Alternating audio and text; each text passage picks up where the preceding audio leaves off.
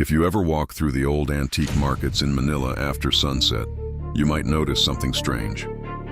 Most of the shop owners begin closing their stalls before the night gets too dark.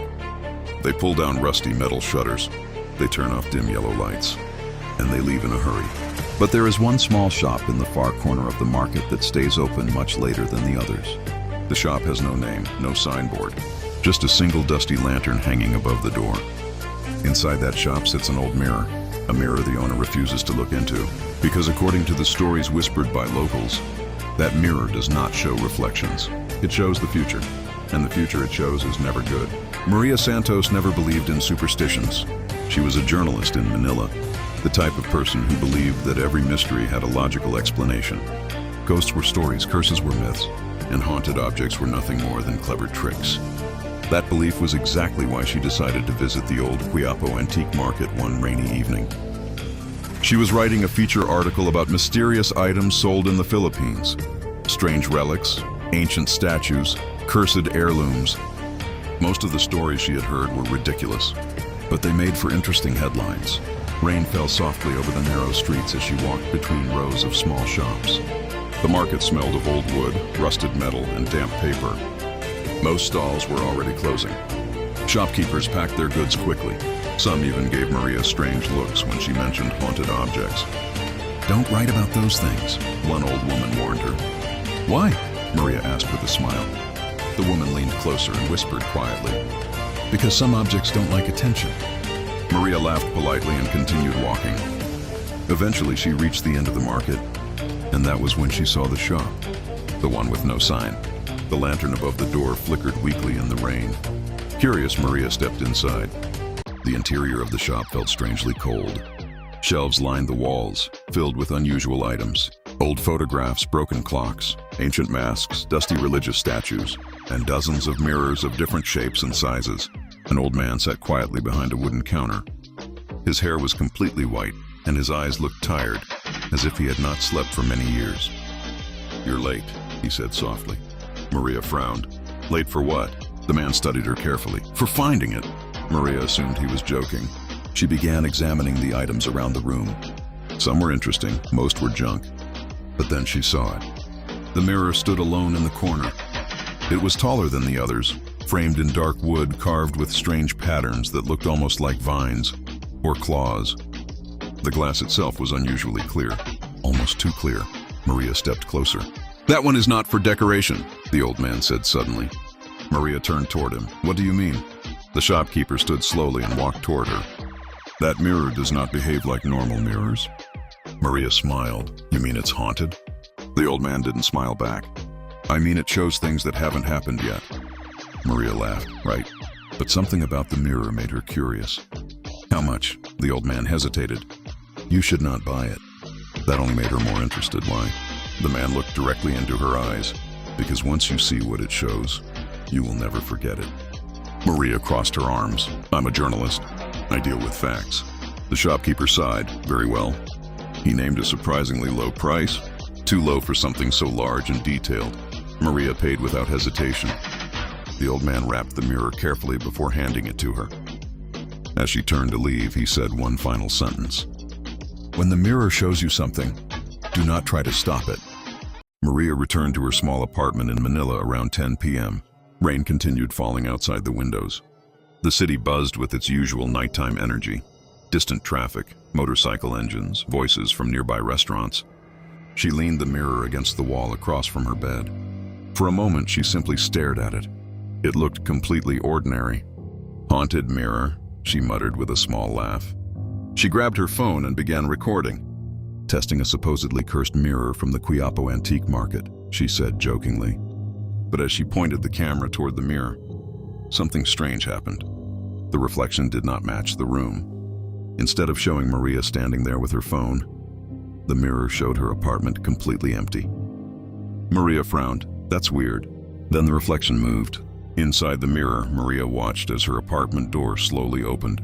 Someone stepped inside, but the person wasn't visible. Only footsteps. Invisible footsteps moving across the room. Maria felt her stomach tighten. "What the—" The invisible figure stopped directly in front of the mirror, and suddenly, the reflection snapped back to normal. Maria stared at it. Her own face stared back. Rain tapped softly against the windows. The room was quiet again. She forced a laugh. Probably just a trick of the light. But deep inside, a cold feeling had already begun spreading through her chest. An hour later, Maria sat at her desk writing notes for her article. The mirror stood silently behind her. Then she heard it, a sound. Very soft footsteps. Inside the apartment, Maria froze. She slowly turned around. The room was empty. But then she noticed something that made her blood run cold. The mirror showed something behind her. A figure standing in the doorway. Tall, dark, its face hidden by shadow. Maria spun around instantly. Nothing was there. When she looked back at the mirror, the figure was gone. Her reflection returned again, but this time it was smiling, even though Maria was not. That night, Maria could not sleep. Every time she looked at the mirror, she felt like something inside it was watching her. Around 3 a.m., she decided to test something. She placed her phone camera facing the mirror and began recording again. "If this thing is really showing the future," she whispered, "let's see what happens." For several minutes, nothing changed. Then the reflection shifted again. This time the mirror showed a different place. A busy street in Manila. Traffic lights, jeepneys passing. Rain falling heavily. Maria leaned closer. Then she saw herself in the reflection. Standing on the street, holding her phone. A large truck approached the intersection. Its brakes suddenly failed. The truck slammed directly toward her. The reflection ended the moment the truck hit. The mirror returned to normal. Maria stepped back slowly.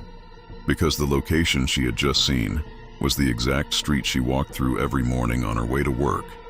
And tomorrow morning, she planned to cross that same street. Maria barely slept. The image of the crashing truck replayed again and again in her mind. By morning, she was shaking. "Okay," she whispered to herself. "If the mirror shows the future, then I just won't go there. Simple." She called her office and told them she was working from home.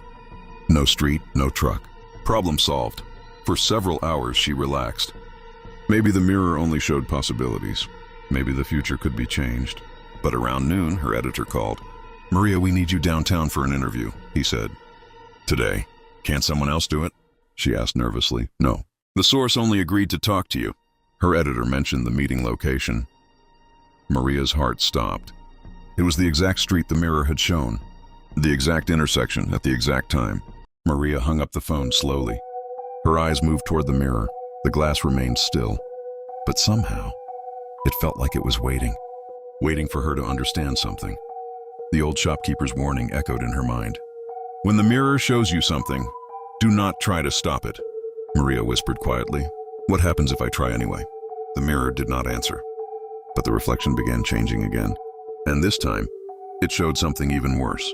Because now the reflection wasn't showing her dying, it was showing something standing behind her. Watching, waiting. Something that had been inside the mirror the entire time. And it was finally ready to come out. Maria stood frozen in the middle of her apartment.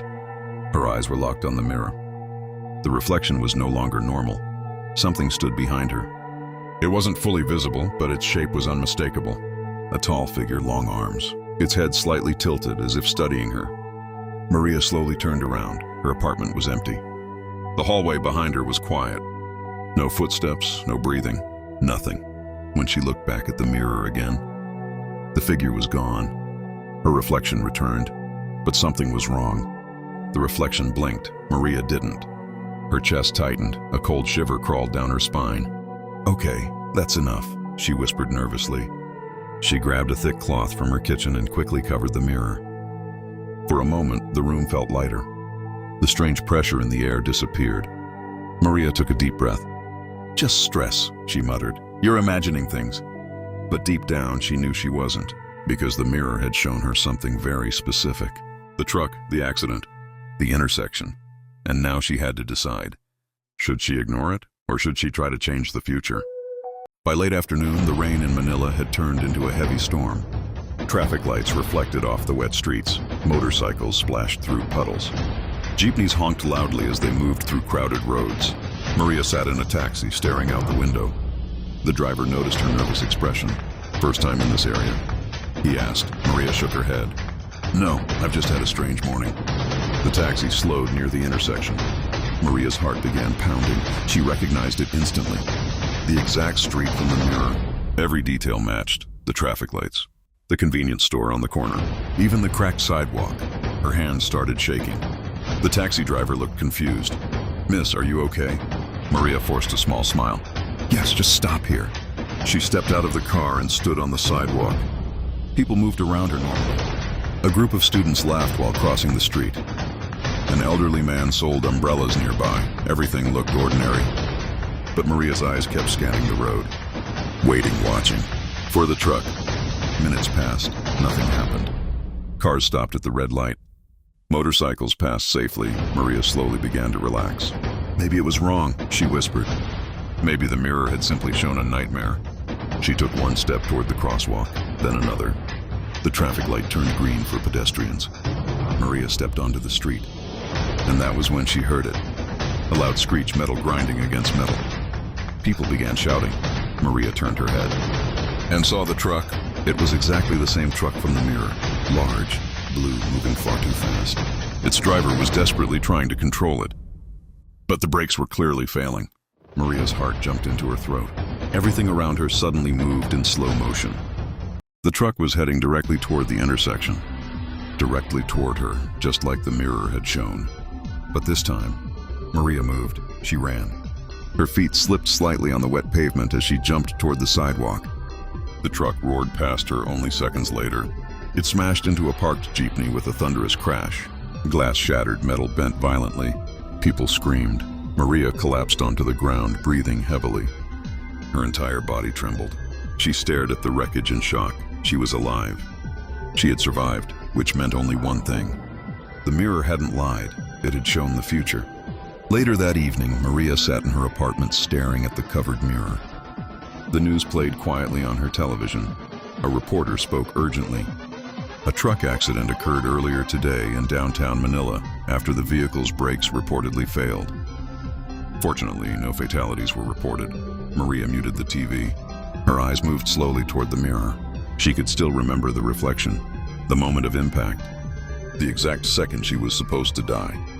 But something had changed. She had escaped, which meant the future could be altered, right? Maria stood up slowly. Her heart pounded as she approached the mirror. She hesitated for a moment. Then she removed the cloth. The glass reflected her apartment normally. Her couch, her desk, her nervous face, nothing strange. Maria leaned closer. "Show me," she whispered. The mirror remained still.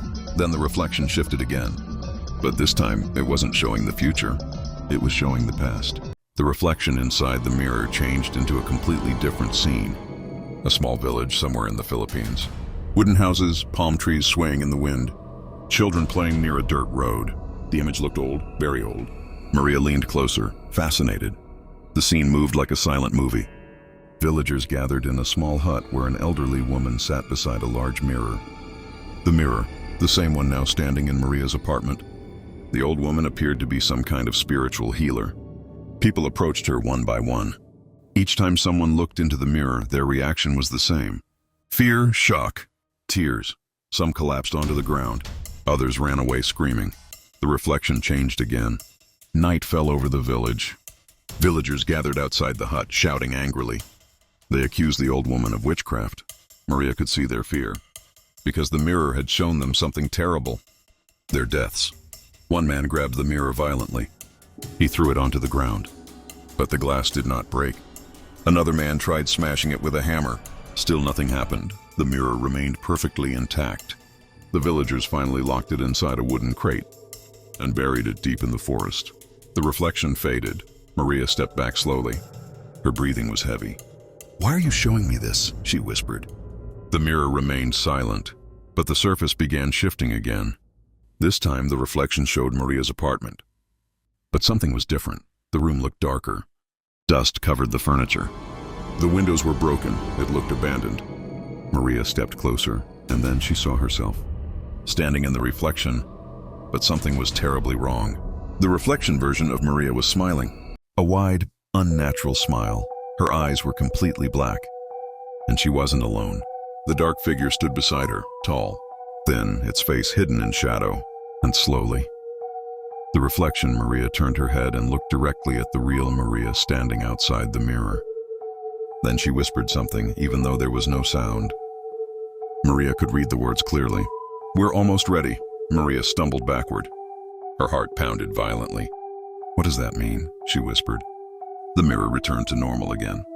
But now the room felt colder, heavier, as if the air itself had thickened.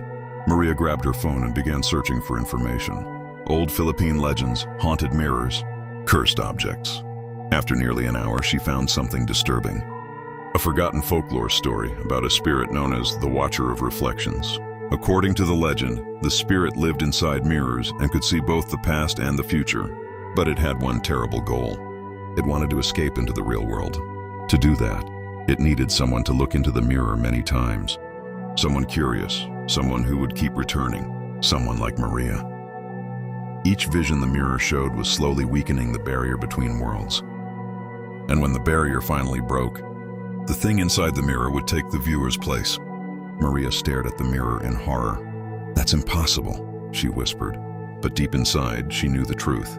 Because the reflection, Maria had already said the words, "We're almost ready." And now Maria understood.